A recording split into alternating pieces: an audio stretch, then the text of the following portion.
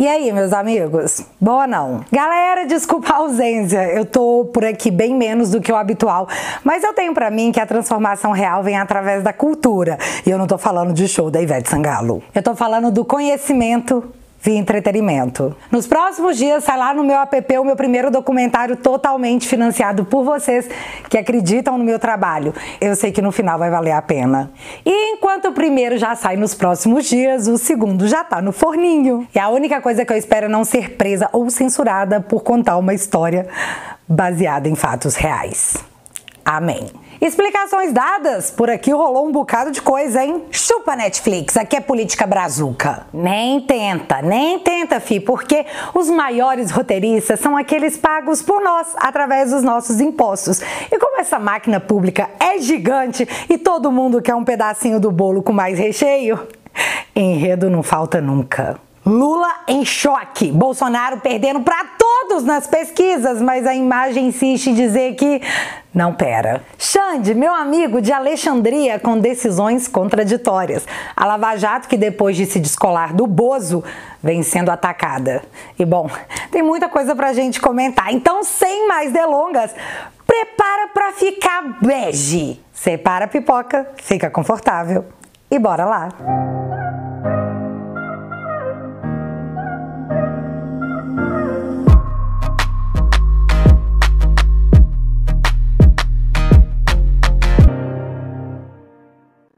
Então, eu vou começar falando do Nine, porque ele foi ator de uma das cenas mais patéticas de 2022. Como o áudio dele tava ruim, eu fiz uma adaptação pra você entender o que foi que rolou naquele momento. Sai, militante! Sai, militante, que eu tô passando! Sabe quem sou eu? Fala meu nome! Sai! O que é isso? O que é isso? O que é isso? Mas o que é isso? Aqui, olha pra minha cara. Eu tô com cara de palhaço pra vocês? Pra subir em picadeiro? Vocês fizeram pra mim um caixotinho? Você sabe quem eu sou? Você sabe quem eu sou, militante? Dá licença, bota a mão em mim, não. Não bota a mão em mim. Vocês estão achando que eu sou o quê? Comedor de pão com mortadela? Não bota a mão em mim. Só tinha a galera do boné vermelho, né? Será que era tudo sindicalista? Então, parece, mas por motivos de não quero ser presa, vou continuar dizendo que eu não sei, só parece. Beleza, mas essa galerinha do boné vermelho ganhou um novo representante, o seu Roberto Requião. Seu Requião subiu num palanque maior que aquele do outro vídeo, porque eles aprenderam que o Nine não come comida fria, muito menos sobe em quadradinho com sobras de salame. Esse era o evento do MST.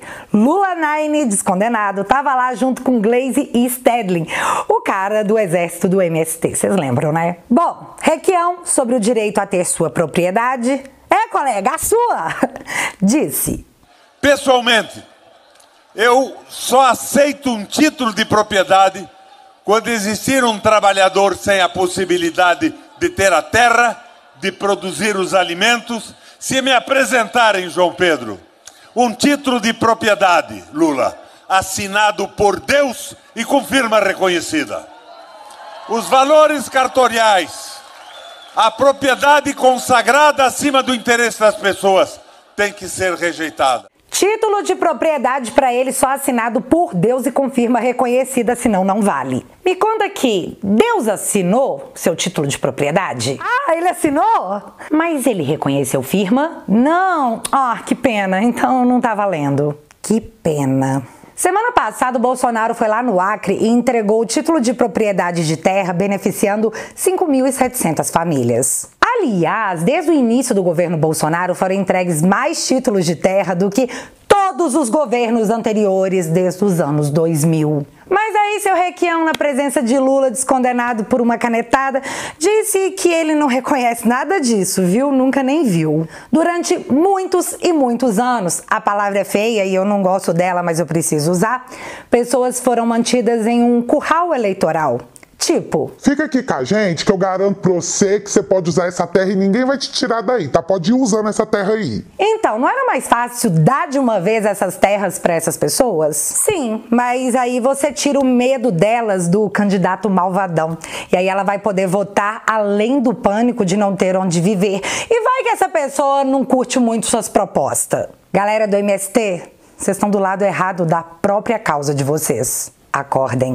Tá, mas a mídia segue dizendo que o Nine leva no primeiro turno. E interessa se o fato dele sair na rua e, sei lá, tomar uma chuva de ovada é um risco real que pode desmanchar a imagem que as pesquisas querem passar? Interessa muito. E é por isso que a galera tá dividida, não sabe se é bom ou se não pro Lula se expor no meio do povo. Povo não, sindicalistas. Imagina a galera pegando as imagens do Lula com um punhadinho de gente e colocar, sabe, do lado, comparando essas imagens do Bolsonaro. Ontem. Hoje nós temos um presidente que acredita em Deus, que defende a família brasileira, que tem lealdade ao seu povo.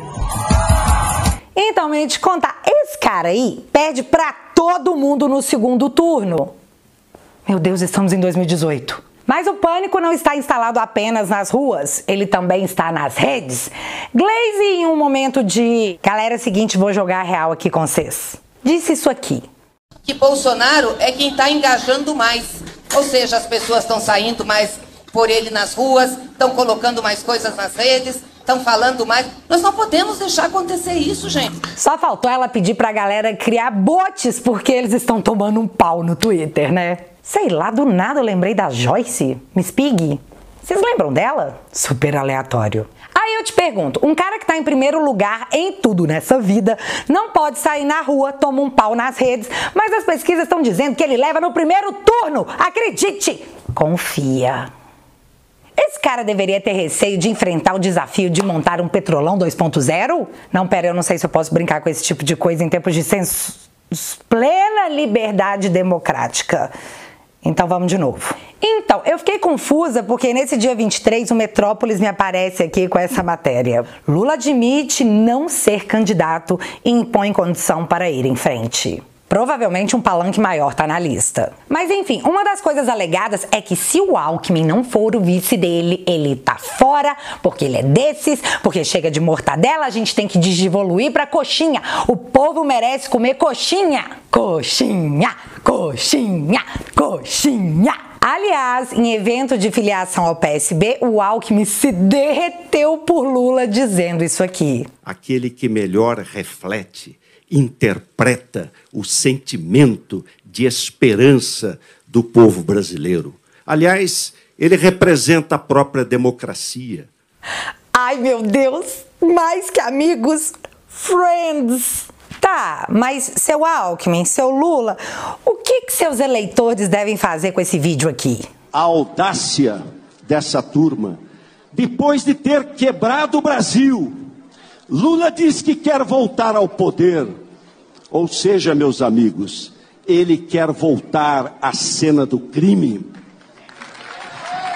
Ah, o picolé de chuchu mudou de ideia, né? Que legal isso aí. Mas, seu Lula, em 2006, em discurso aos evangélicos, o senhor comparou o picolé de chuchu ao... Sabe?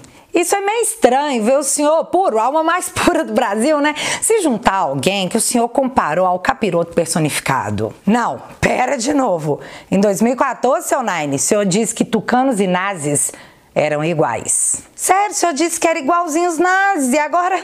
Ah, eles mudaram, pessoas mudam, os tempos são outros, né? Legal, certeza que os gado tudo vão comprar isso aí numa boa. O pior é que eu tenho certeza que eles vão comprar mesmo. Não pode reduzir o preço da gasolina em ano eleitoral, mas governadores podem dar aumento de salários a servidores. Justiça sendo justiça, democracia sendo democracia. Pra quem? E pegando o gancho que eu falei do Nine, eu vou falar do efeito cascata que o Kraken solto trouxe para a política. O ano de 2014 foi fulminante para todos aqueles que mantinham em seus corações a chama da vingança acesa. Fomos roubados por tantos anos, por tanta gente, que era a nossa vez de ver esses caras terem cravados os garfos em seus traseiros. Não foi isso que aconteceu. Eles só foram presos. Por um curto tempo? Sim. Mas a gente não sabia disso. A Lava Jato chegou e abalou as estruturas da política no Brasil de um jeito jamais antes visto, sequer imaginado. Você consegue se lembrar onde você estava quando você viu na TV a reprodução do áudio do Bessias, da conversa entre Lula e Dilma? Pois é, era o termo de posse dele como ministro para ele só usar em caso de necessidade, caso ele fosse preso. Porque a justiça comum não pode mandar prender gente com foro, só o STF. Então ele poderia ficar bem mais tranquilo, né? Mas aí o trem vazou e tudo aconteceu do jeitinho que a gente lembra. Assistimos burocratas e magnatas devolverem milhões e milhões de dinheiro público. Assistimos também um povo quase popstar tendo a cabeça raspada para entrar na papuda. A vingança era um prato que se comia frio, mas ainda assim eu sei que todo mundo achou o sabor muito bom. Há quanto tempo você não experimentava o sabor da justiça? Quanto tempo mais vai levar para você poder saborear novamente? Não vou me alongar muito, senão o vídeo vai ficar muito grande, mas o ponto inicial do desgosto foi quando o Nine teve os seus processos anulados. Porque ele era inocente? Não! Porque 10 anos depois o Fachin percebeu que, menino, não era pro Nine ser julgado em Curitiba. Você acredita que a gente vai ter que refazer o troço todo? O quê? Não dá? A idade dele? Os trem prescreveram? Agora ele é um senhorzinho que merece o estatuto do idoso na hora de rever seus crimes e puni-lo? Mas, ele ainda tem as pernas grossas e bem malhadas. Dá pra ele ser presidente? Vai lá, Lula! Seja candidato. Foi um tapa na nossa cara. Mas esse era só o primeiro de muitos que viriam, e hoje tomamos o conhecimento de mais um hematoma. E eu vou deixar o Delanhol comentar o que foi que aconteceu com ele. Pessoal, estou indignado com o sistema de justiça, os meus advogados estão estarrecidos. A quarta turma do STJ me mandou indenizar a Lula em R$75 mil por conta da apresentação do PowerPoint. E os ministros disseram que o ex-procurador, usou expressões desabonadoras da honra e da imagem do ex-presidente. Gente, se eu estou acusando alguém de um crime porque existem provas contra ele de que ele praticou crime, é claro que dizer isso, que ele praticou um crime, é desabonador. Mas esse é o meu dever diante das provas do caso. E depois de ter perdido em 2 instâncias, o Lula reverteu o julgamento desse caso PowerPoint no STJ. E brasileiros, entendam, isso é o que acontece quando você dá a cara a tapa e luta contra a corrupção e a injustiça no Brasil. Essa é a reação do sistema, nua e crua. O Lula está saindo impune, e nós pagamos o preço da corrupção. Quem ainda nesse país vai ter coragem de fazer o seu trabalho, de investigar, de punir criminosos poderosos, de informar isso à sociedade, depois dessa decisão do STJ de me condenar por eu ter apresentado o conteúdo da acusação à sociedade, uma acusação, aliás, pela qual ele foi condenado em 3 instâncias, e depois a condenação só foi anulada por uma filigrana, por uma questão processual pelo STF. Quem que vai querer sofrer esse tipo de represália, trabalhar contra a corrupção? A Lava Jato acabou, o combate à corrupção está virando cinzas, corruptos que tiveram seus casos anulados pelo STF querem voltar às urnas, e procuradores são punidos por fazerem seu trabalho. O próximo passo vai ser cobrar de volta de você, brasileiro e brasileira, os bilhões que eles roubaram. Que coisa, hein, Dallagnol? Quando nós assistimos a escalada judiciária para cima dos bolsonaristas, nós avisamos que isso não ia parar em nós. Voilá! Se eu vou defender, deixa eu pensar quem foi do Ministério Público que me defendeu, que defendeu todos que tiveram seus direitos legais ignorados e violados.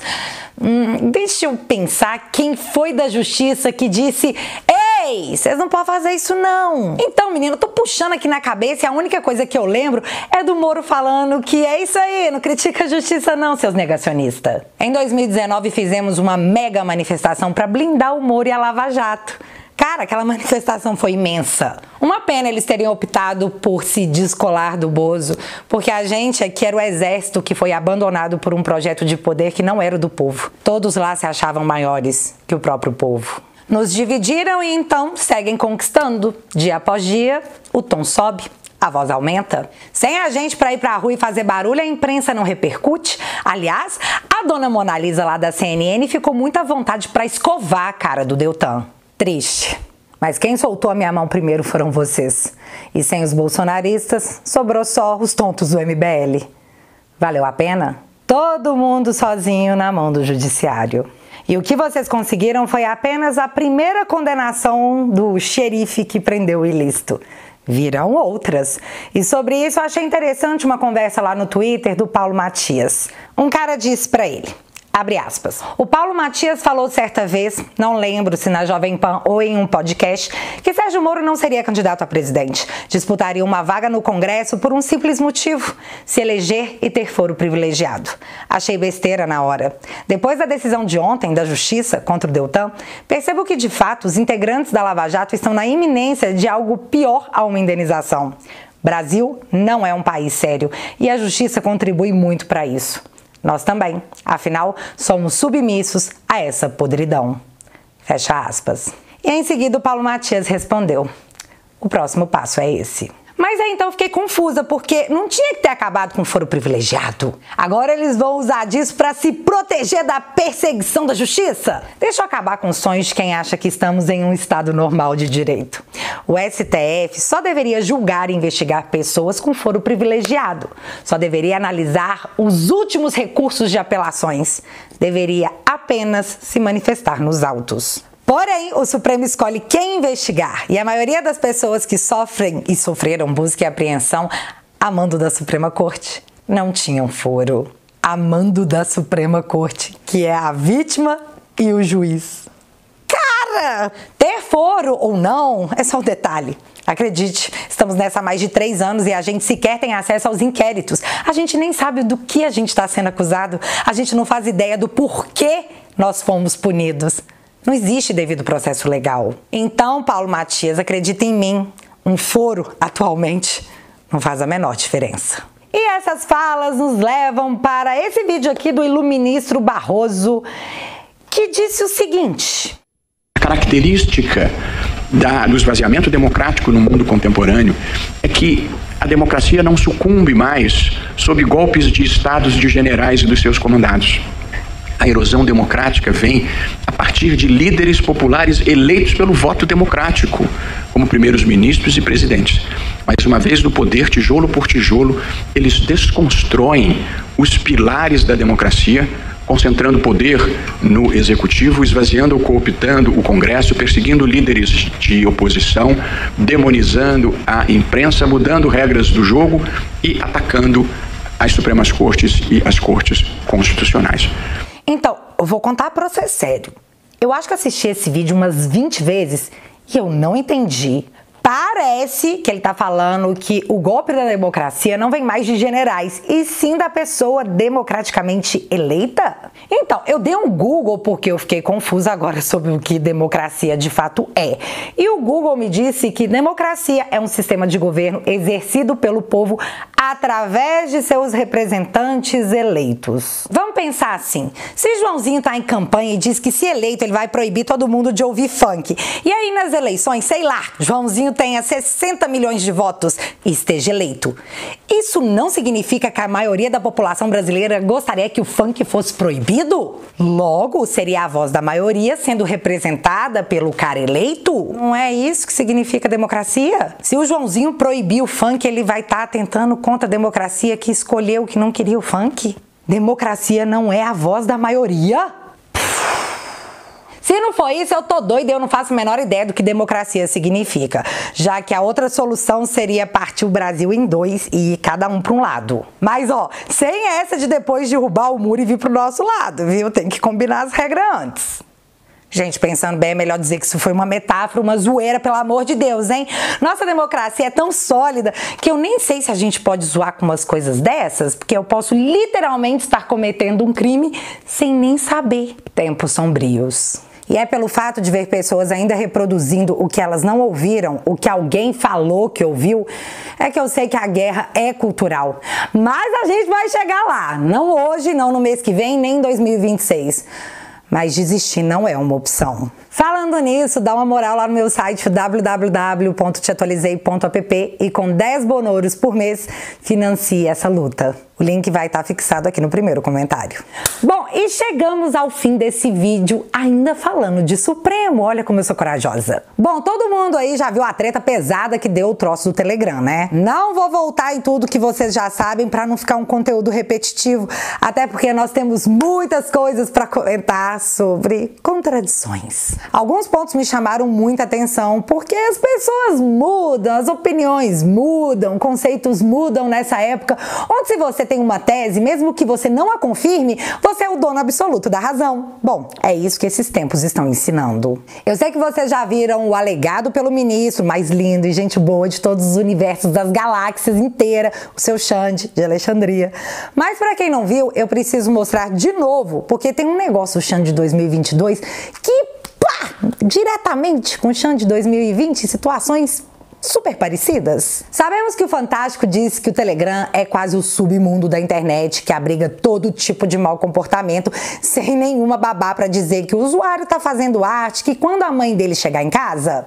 Oi, mãe STF, sim, vocês protegem a gente como uma mãe. Vai contar tudo pra ela pra colocar o usuário de castigo. Usando a matéria do Fantástico para embasar sua decisão, a careca mais brilhante da justiça disse em seu despacho, abre aspas, os fatos acima narrados motivaram em 13/3/2022 a exibição da reportagem do Fantástico, onde foi explicitado que grupos de Telegram violam as leis e abrigam negociações de ilícitos.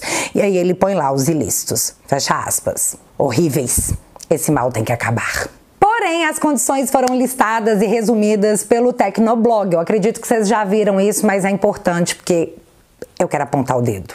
1. Identificar quem criou os 3 perfis do Telegram do Alan. 2. Suspender a monetização desses canais, o que é muito interessante porque o Telegram não monetiza absolutamente nada. 3. Detalhar o ganho financeiro dos 3 canais em relatórios a serem apresentados em 20 dias. E, de novo, o Telegram não monetiza. 4. E aí entramos no ponto importante. Informar imediatamente a justiça se Alan criar outras contas ou perfis no Telegram. 5. Realizar bloqueios imediatos de eventuais novas contas do Alan. 6. Impedir que o Alan crie perfis alternativos com controle feito através de checagem ou palavras-chave. Isso aí foi o resumo do Tecnoblog. Tá, mas vamos focar aqui nessa listinha que parece... Eu odeio o Alan e não quero que ele exista. Só pareceu pra mim, tá? Tô afirmando nada não. Viva a justiça. Então o Alan não pode de jeito nenhum, sob hipótese alguma, nunca nessa vida, criar um novo perfil no Telegram. Por hora, ele tá totalmente banido, certo? Bom, foi o que eu entendi. E o ponto aqui nem é se você gosta ou não do Alan. O ponto é que esses são os pedidos feitos por seu Xande em 2022. Mas, se a gente voltar em 2020, temos também ministro Xande, já naquele tempo mandando várias plataformas derrubarem não só o Alan, como várias outras pessoas. Mas veja só o que ele disse na época. Na época, né? 2 anos atrás. Matéria do UOL, 11 de setembro de 2020.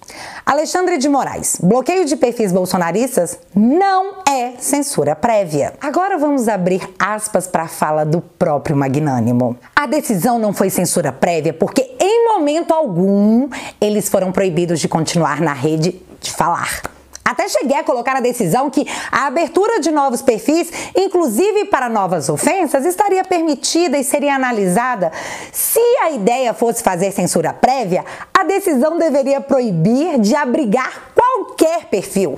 Isso é censura prévia. Se fosse a proibição de abrir qualquer perfil na rede social. E não foi essa a determinação. Fecha aspas. Você entendeu? Ele disse que derrubar o perfil não é censura prévia. Censura prévia seria proibir aquela pessoa de não poder mais ter um perfil na plataforma. Segundo seu Xande, isso é censura prévia. Quem disse foi ele, não foi eu.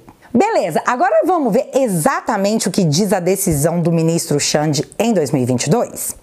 Abre aspas. Em decisão de 8/3/2022, determinei o bloqueio imediato da conta de Alan dos Santos 2, determinando ao Telegram que, letra D, informar nesses autos imediata e obrigatoriamente acerca da criação de quaisquer novas contas / perfis e páginas do referido acima, com relatórios a serem apresentados em 20 dias. Adotasse mecanismos que impeçam a criação de quaisquer novos perfis por Alan dos Santos, notadamente por meio de checagem e vedação à criação de contas contendo palavras-chave, combinadas ou não. Fecha aspas. Então, assim, não pode criar perfil de jeito nenhum, senão o Telegram esteja derrubado. Pra mim, ficou muito claro. E aqui pra vocês. Outra coisa, vocês aí conhecem o site Jota? Pra quem não conhece, eles se definem dessa forma. O Jota fornece informações de qualidade, com análise e contexto a um público profissional que precisa tomar decisões estratégicas constantemente com base nas movimentações dos três poderes. Então, as matérias do Jota são pra galera profissa se abastecer. Tá, olha o que eles disseram sobre a decisão do seu Xande. Abre aspas. Para suspender a plataforma, o ministro menciona o artigo 12 do Marco Civil da Internet. Todavia, o artigo estabelece sanções na hipótese em que houver descumprimento de deveres relacionados à preservação da intimidade, da vida privada, da honra, da imagem. Então aqui eles estão explicando o artigo 12, que foi o que o seu Xande se baseou, e eles estão dizendo que não tem nada a ver com o que ele disse, que esse artigo prevê sim a possibilidade de derrubar o app, mas só se eles violarem as regras de privacidade do usuário. E não foi o que aconteceu, foi? Mas eles continuam. Assim, numa análise literal, o artigo permite apenas o bloqueio das atividades de tratamento de dados pessoais, mas não do serviço em si. Fecha aspas. Não, então na verdade não pode nem derrubar o aplicativo. Ah, e durante o artigo, que é longo, eles também mencionam a multa de 100 mil bonoros para quem descumprisse as ordens supremas de nosso imperador. Droga, ministro. Não sei o que aconteceu comigo. E sobre isso eles disseram: cara, nada a ver isso aí, tá totalmente desproporcional, mó furada. Em minha livre adaptação. Pra quem quiser ler o artigo, eu vou deixar ele aqui na descrição. Mas é isso aí, galera. O Telegram tá com o traseiro salvo porque será monitorado pelas babás, também conhecidas por agências de checagem, que todos nós sabemos pra que lado do muro elas caem. O Telegram tá salvo. Pelo menos até as cenas dos próximos capítulos. Mas até as eleições eu acho que tem tempo, né? Aguardemos. E só um lembrete. Toda vez que alguém tenta usar a força ou o Estado para calar uma voz ou várias, geralmente dá muito errado. Depois de toda essa situação envolvendo o Telegram, Bolsonaro ganhou mais de 200 mil seguidores na plataforma. Fica a dica. E agora eu quero saber de vocês. Vocês estão achando que o Nine vai vir candidato? Me conta aqui nos comentários que eu quero saber. Se você ainda não é inscrito aqui no meu canal, meu amigo, se inscreve e deixe seu like, porque você já sabe, acontecendo alguma coisa de relevante ou irrelevante, a gente volta. Beijos, galera. Fui!